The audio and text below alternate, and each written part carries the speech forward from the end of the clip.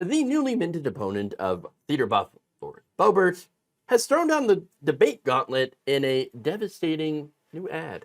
Is Lauren Boebert vaping? On November 5th, your worst nightmare tries to claw her way back to Congress. Don't say her name. Boebert, the congresswoman was kicked out of the theater for being disruptive. Congresswoman Boebert, I know you're new to the district, and you clearly don't know how to act in a theater or in Congress. I think I can help. Let's get together for a debate on TV. I'll tell you what keeps your new neighbors up at night. It shouldn't be whatever this is. I know the last time you were arguing in a theater, it was with workers. And hey, maybe you won't get kicked out this time. You're not scared, are you? Okay, so that is brutal. I love it. I also love the fact that we have gotten rid of when they go low, we go high. No more of that. In fact, the problem with Boebert is that she was going low, at least when it came to the theater. Okay, there were children present when she was vaping and doing other things with her date that you shouldn't be doing around children. Sexual anarchy. Okay, not good.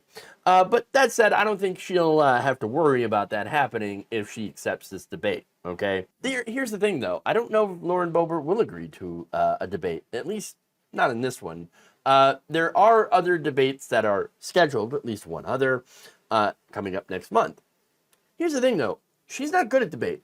She's pretty bad at it, actually. A teleprompter properly. Because you don't have one of those, okay? And so the other thing is she's got the advantage. This is a red district, and it's going to be hard for a Democrat to win in such a conservative district. I'm not saying it's impossible. Oh, of course not. According to Chaz Goldman, consultant for Calvarese, she's got a chance. So you're saying there's a chance. Trisha's fundraising success comes in the heels of polling that shows her within striking distance of Lauren Boebert, with a clear path to victory in this race. The poll was conducted by Keating Research, the same firm that correctly predicted Boebert's razor-close race in 2022. That is the very race that convinced Boebert to switch districts, to run away somewhere more friendly. She nearly got obliterated. She would have been obliterated by Adam Frisch. So now, that poll, by the way, found Boebert with a 10-point lead over Calvarese. However, Calvarese took the lead by 9 points when the same respondents were told about concerns about Boebert and the positives for Calvarese. So basically, most people are just like, I don't know, she's she's a Republican, she's got an R next to her name, whatever, we're gonna vote for that. Oh, really? Did you know that Boebert did this and this and this? Oh, well, I guess I'm not in favor of that. Has to do with her scandals. And, very importantly, the fact that she did not deliver for her district, her old district, before running to the new one as a carpetbagger. And so, what Calvarese is doing is pretty smart. Not only is she hitting her with ads like this, which are awesome, she's also mainly been hitting the ground to address the needs of her would-be constituents. According to Colorado Newsline, she says she's been very focused on serving the needs of all of her district's constituents, regardless of political ideology, and finding solutions that improve people's lives in practical ways. Now, there was one example of a meet and greet in Loveland, where the audience expressed concerns that, hey, we got a lot of oil and gas workers, right? And if we transition over to renewable energy jobs, these people are going to get left behind. That's a valid concern. You can't leave workers behind. Hell no. Telling them to learn the code is not going to cut it, okay? And so people in those areas who work those jobs, they're not the enemy. They're not the bad people. The bad people are the corporations that are making sure to exacerbate climate change in order to pad their pockets. The workers are not the enemies. The workers are on our side, and they need to be, if we are going to have a change, and we have to have a change in our energy economy, we cannot leave those people behind. They need to have jobs that pay not just as well, but better, and better benefits. So not only will they be doing better, but also the environment will end up doing better, and everybody is a winner, except if you're an oil executive. Maybe not such a winner there. That said, she's not Hillary Clinton. and she's not running a Hillary Clinton playbook, okay? So it turns out she was a community director for the AFL-CIO. So she knows how to communicate. She is a communications person. And she said that labor should lead the way to the clean energy future, but that it shouldn't come at the expense of coal miners and oil and gas workers. So that's a good message, okay?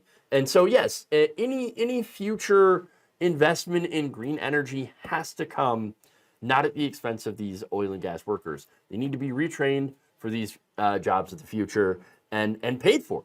You know, we need to make sure that we pay for the job training and make sure that while they're in between, they and their families get taken care of. That makes sense. In fact, here's what she said. First, we need to ensure that job supplements are in place for anyone who needs to learn entirely new skills. And we need a representative who will fight to make Colorado's Eastern Plains a leader in high-capacity electricity storage. I think that's a good platform to run on. That's a good message to put out there.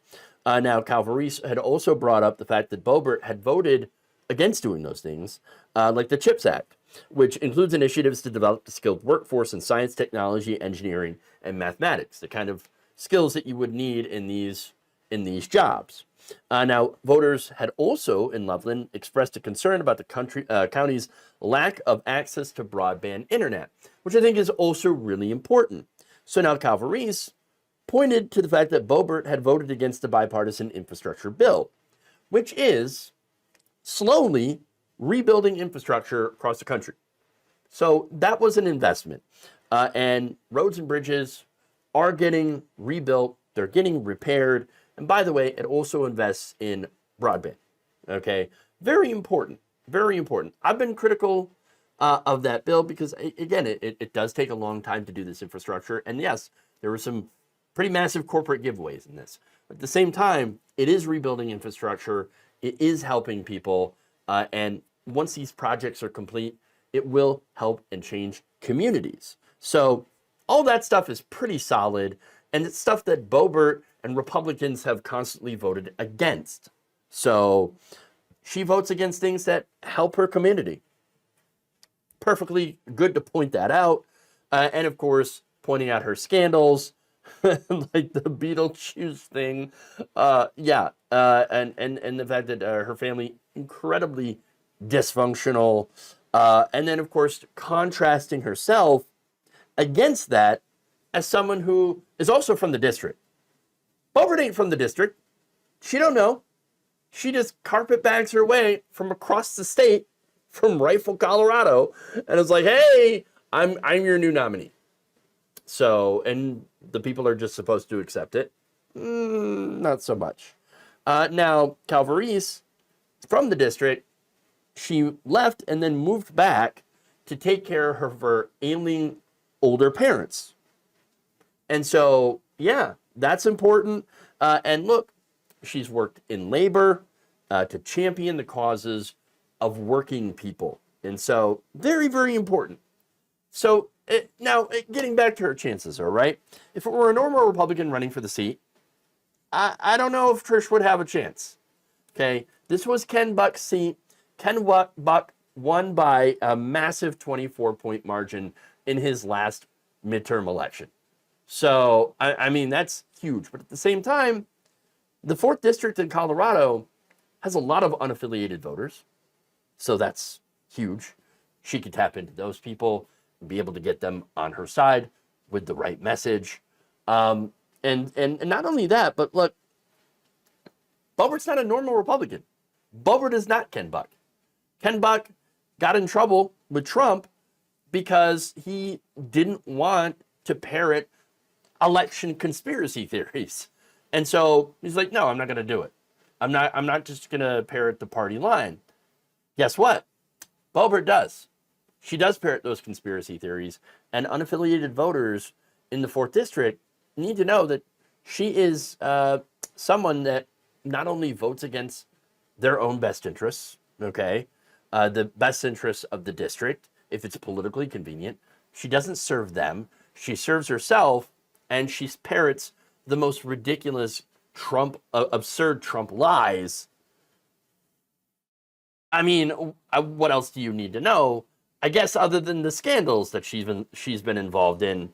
And it's someone, at the end of the day, is not really looking to serve the district, but is only looking to serve herself. Thank you for watching. If you enjoyed this video, please like, share, subscribe, hit the bell icon in order to get notified whenever a new video is released.